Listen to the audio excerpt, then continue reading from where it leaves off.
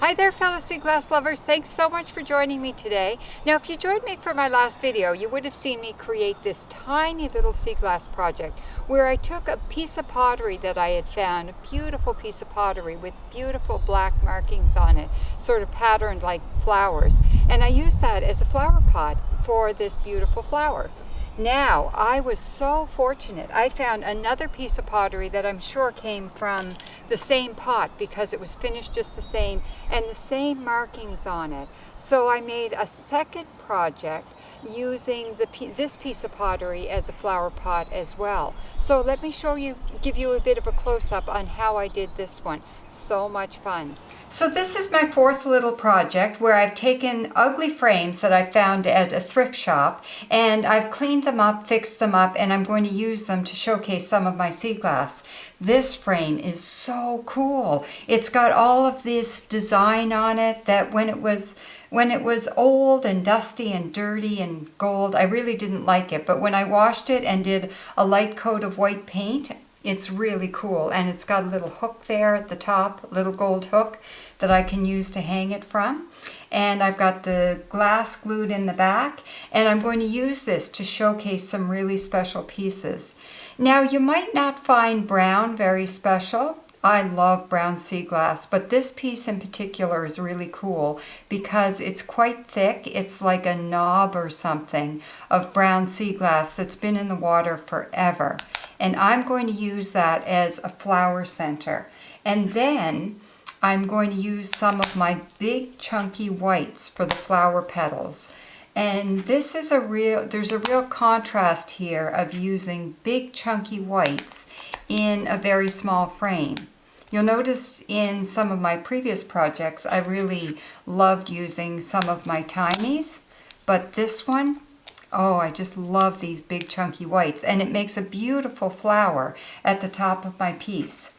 And then check this out.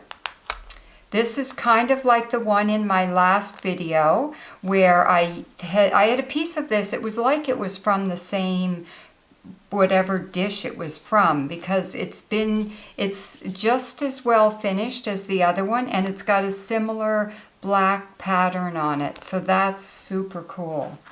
And so that's my vase for my flower. And then I'm going to use two big pieces of blue to ground it, sort of as the table that it's sitting on. And these are, I find it hard to find places for my big chunky blues, so this is a good one. And then I'm just going to use a tiny little brown for a stem, and then some really tiny blues, or sorry, these aren't blues, these are greens for the grasses. So grass that's kind of coming up from the top of the pot.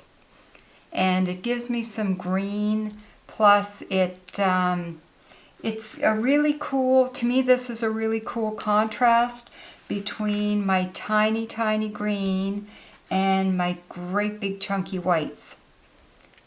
And that's all I'm going to use in this piece.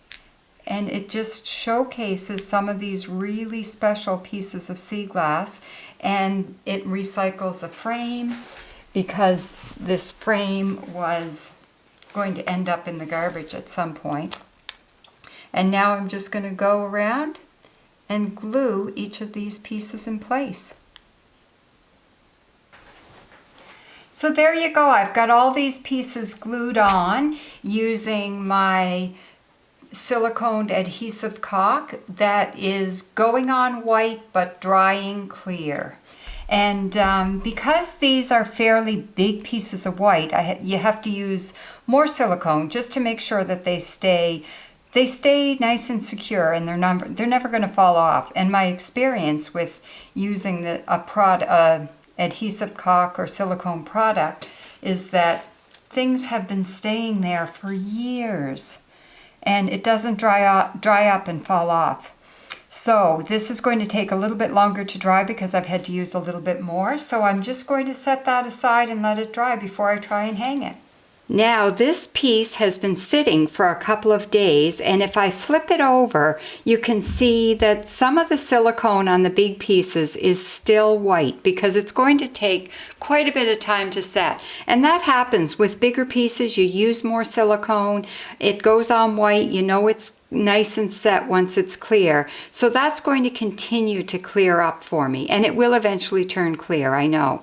And I put a label on here that says Little Flower, and then there's this hook that was there originally on the frame that I'm going to use to hang it in the window from a cup hook. So let me show you what this looks like. So these little pieces, because they're not very heavy, hang really nice on a cup hook in the window, and there's no fear of them falling.